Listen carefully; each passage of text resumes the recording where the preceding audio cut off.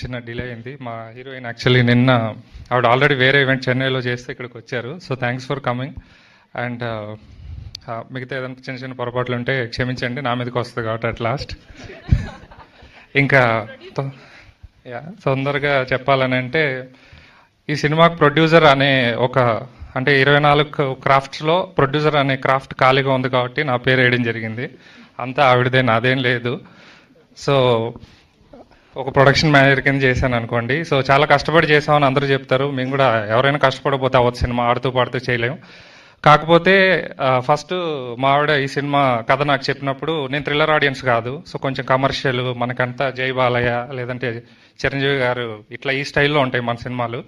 కొంచెం ఎక్కలేదు, టెన్షన్ ఉండేది. సరే ఏముంది, నేను ఒక సినిమా చేశాను, సో తను కూడా చేస్తే తప్పేముంది అని చెప్పి స్టార్ట్ చేశాము.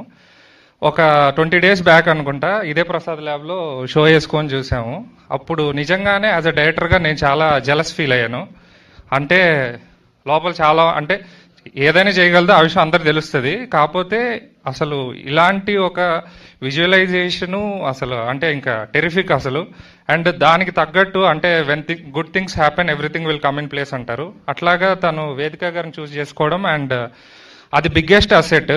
ఎందుకంటే ఆవిడ చాలా అందంగా ఉంటారు, చాలా బాగా డ్యాన్స్ చేస్తారు, ఇది మనకు తెలుసు. కానీ అసలు ద కైండ్ ఆఫ్ పర్ఫార్మెన్స్ ఆవిడ చేసింది ఈ సినిమాలో, నిజంగా చెప్తున్నాను.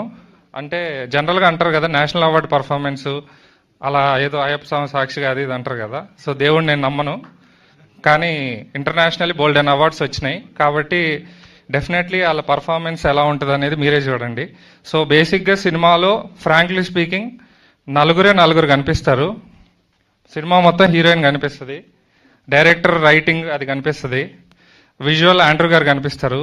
తర్వాత సెకండ్కి ఏదో ఒక ఎమోషన్ పండించే మా అనూప్ గారు కనిపిస్తారు. ఇలాంటి ఒక ఉమెన్ సెంట్రిక్ సబ్జెక్ట్లో చిన్న చిన్న క్యారెక్టర్స్ అయినా కూడా మంచి కథని, మంచి పీపుల్ని ఎంకరేజ్ చేయాలని చెప్పి ఇక్కడ ఉన్న ఆర్టిస్టులు అందరూ మా కోసం వచ్చారు. దాంట్లో ఎస్పెషలీ మా అరవింద్ కృష్ణ అయితే నిజంగా చాలా థ్యాంక్స్ చెప్పాలి. అడిగిన వెంటనే నేను చేస్తా అన్నాడు కథ విని. అలాగే మా అనీష్ సారు, సో రామకృష్ణ గారు, తర్వాత రాజశేఖర్ గారు, పవిత్ర లోకేష్ గారు, జేపీ గారు. అంటే ఈ కథ అనేది యూనివర్సల్ కథ కాబట్టి ప్రతి ఒక్కళ్ళకి కేటర్ చేయాలనే విధంగా తయారు చేయబడింది.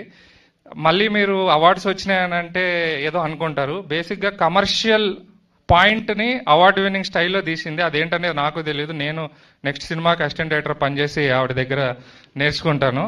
So again thanks to media. First cinema అప్పుడు కూడా మాకు లక్కీ లక్ష్మణ్ అప్పుడు బాగా సపోర్ట్ చేశారు. సో ఈ సినిమా కూడా అలాగే సపోర్ట్ చేస్తే ఇంకొన్ని మంచి సినిమాలు ఏదో మాకున్న దాంట్లో మేము ప్రేక్షకుల ముందుకి తీసుకొస్తామని భావిస్తున్నాం. Thank you again. ఏదన్నా చిన్న చిన్న పొరపాట్లు జరుగుతుంటే హార్ట్ఫుల్గా sorry. Thank you sir, thank you so much. So much producer గారు. సో ఇప్పుడు డైరెక్టర్ గారి గురించి చెప్పాలి. నాకు